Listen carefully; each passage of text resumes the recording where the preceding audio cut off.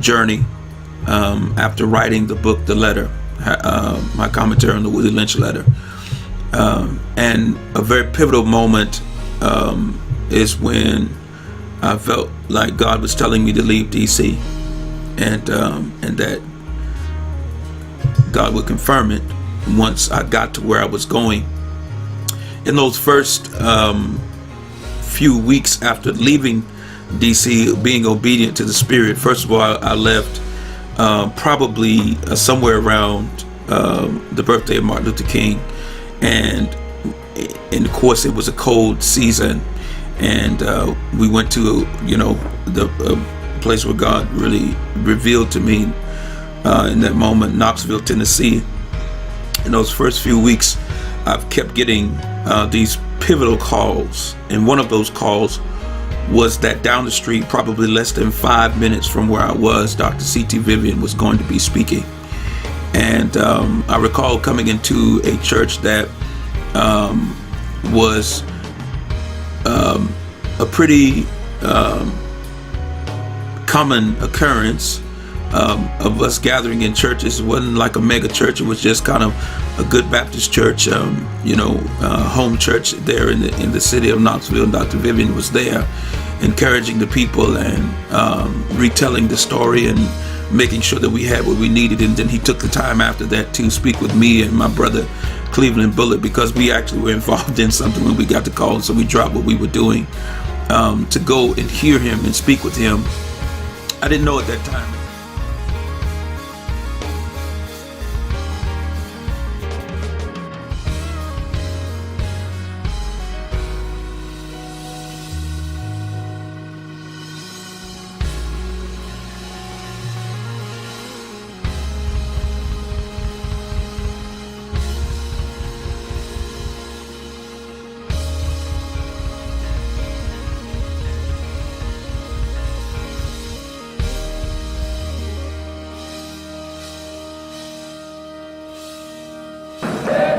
The Teachers' March was the first black middle-class demonstration in Selma. Cheyenne Webb and Rachel West were school children at the time. And it was amazing to see how many teachers had participated. I remember vividly on that day when I saw my teachers marching with me, just for the right to vote. And it was, teachers then was somewhat like up in the upper class, People look up to teachers then and look up to preachers. They were somewhat like leaders for us back then. Then the undertakers got a group and they marched. The beauticians got a group, they marched. Everybody marched after teachers marched because teachers had more influence than they ever dreamed in the community. And we want you to know, gentlemen, that every one of you, see, we know your badge numbers, we know your names. In mid-February, Reverend C.T. Vivian, an SCLC organizer, confronted Sheriff Clark and his deputies on the courthouse steps. But believe me, there were those that followed Hitler, like you blindly follow this Sheriff Clark, who didn't think their day would come. But they also were pulled into the courtrooms, and they were also given their death sentences. You are not this bad a racist, but you're a racist in the same way that Hitler was a racist. And you're blindly following a man that's leading you down a road that's going to bring you into federal court. Now, I am representing people in Dallas County, and I have that right to do so. Now, and as I represent them, and they can speak for themselves, is what I'm saying true? Yes. Is it what you think and what you believe? Yes. For this is not a local problem, gentlemen. This is a national problem. You can't keep anyone in the United States from voting without hurting the rights of all other citizens. Democracy is built on this. This is why every man has the right to vote, regardless. And he started shouting at me that I was a Hitler, I was a brute, that I was a Nazi. I don't remember everything he called me. And I did lose my temper then. And we have come to be here because they are registering at this time. And so we have come, and we I can't enforce the law with right my face. We have come to register. And this is our reason for being here. We're not blinding me with that light. We're not move back. Well, no, you can arrest us, Don't keep that man. Don't keep that man.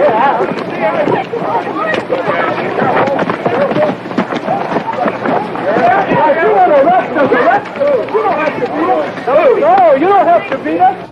I don't remember even hitting him, but I went to the doctor and got an x-ray and found out I had a linear fracture and a finger on my left hand.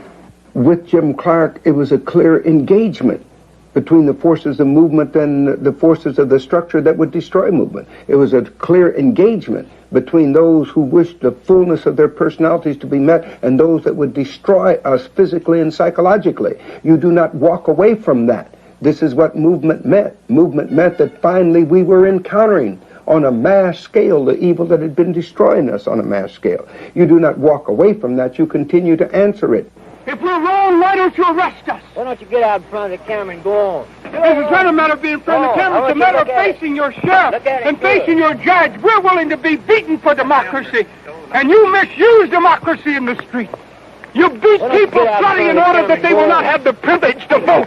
You beat me in the side and then hide your blows. I don't need to leave. We have come to register to vote. Hey, everybody under arrest! Let them all go! You must arrest me! I'm here to tell you tonight that the businessmen, the mayor of this city, the police commissioner of this city, and everybody in the white power structure of this city must take a responsibility for everything that Jim Clark does in this community.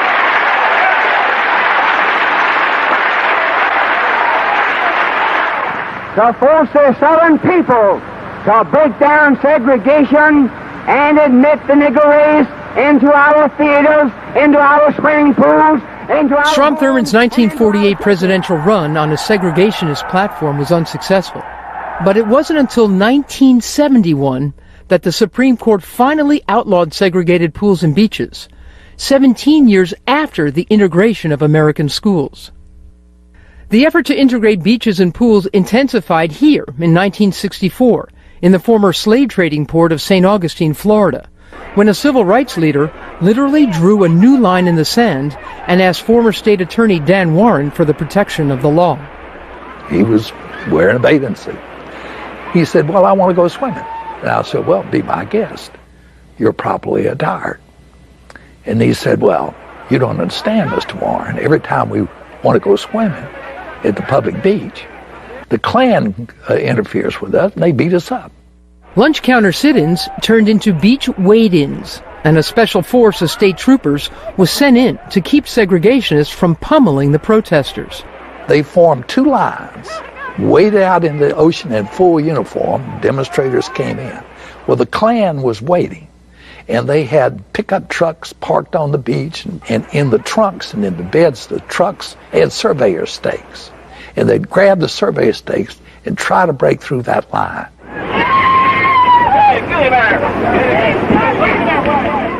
What did swimming represent to segregationists that created such hostility?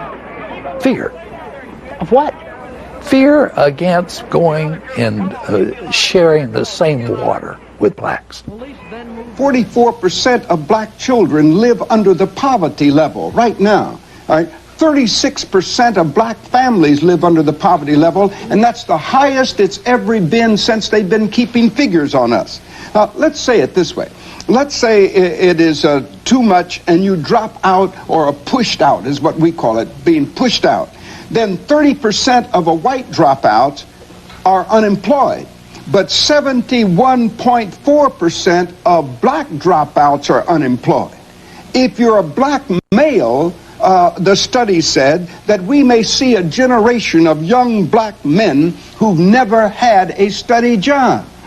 Even if you get to college, a black man with a college education will make slightly less in a lifetime than a white man with a high school education. But let me stop you, Dr. Vivian, because I know that there are a number of people listening to this show, and no doubt those of you in the seminar who say, well, that is not my fault, and the opportunities have been given, and so we need to discuss why those statistics are the way they are. Yeah, and let's deal with that as the principle. Okay. What America doesn't deal with, and if you got in half of our confrontations there, is that what white America doesn't deal with when it comes to blacks is cause and effect. They say blacks are like this, but they never deal with why we're like that, right? That's why I turn and say, are blacks treated the same in the society? And of course, every white person, no, we're not. But what they don't realize, Oprah, is what that actually does, the depth of it, is that their mistreatment, their choosing not to accept blacks, creates a depth of suffering and death. In fact, there is nothing in this society. It starts a chain that never gets broken. That's it. In fact, chain is the good word because it's a cycle. Everything works on everything else. In fact, racism destroys more people psychologically and physically than any other factor in American society.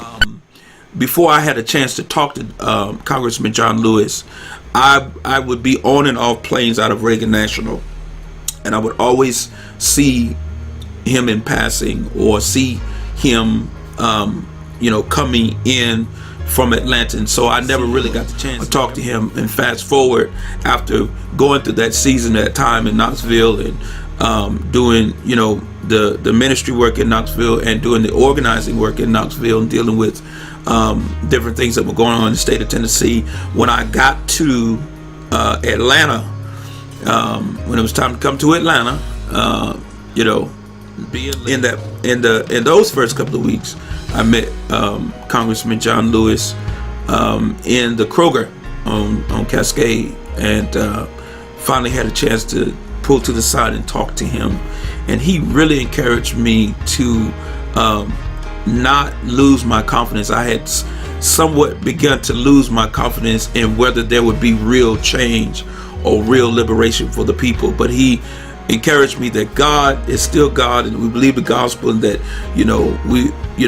there's hope, and gave me his card, and he told me about his book, because I told him about my book, so he told me about his book, and of course told me to communicate with him from that point on. But I thank God, because those kind of relationships and those kind of connections you don't get often, and you don't call those people all the time, and you don't always engage those people, but the singular moments, the 1 and 2 and 3 times that you get to engage, you take the time to absorb and open up and make sure that you get in dialogue what God has sent you in that moment to get. Madam Speaker, I rise with a heavy heart to support this resolution. When we came to Washington in 1961 to go on the Freedom Rise, we chose that day. When we came here on August 28, 1963, for the March on Washington, it was joyful. We met with a young president, President John Fitzgerald Kennedy. When we came here on August 6, 1965, for the signing of the Voting Rights Act, we were excited, hopeful. We met with President Lyndon Johnson, but today, this day, we didn't ask for this. This is a sad day. It is not a day of joy. Our nation is founded on the principle that we do not have kings, we have presidents, and the Constitution is our compasses.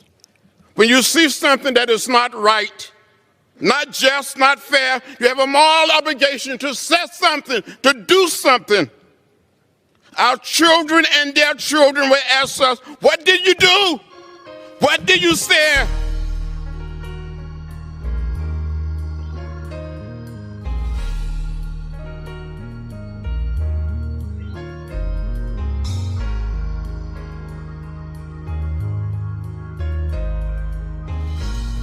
And so I must say that I am very glad that I was able to meet both the Reverend Dr. C.T. Vivian, blessings to his family and the Leadership Institute, and all the people who've been touched by his ministry, by his sacrifice and his service, and also the Congressman John Lewis. These are two black men stories that I would say are pivotal.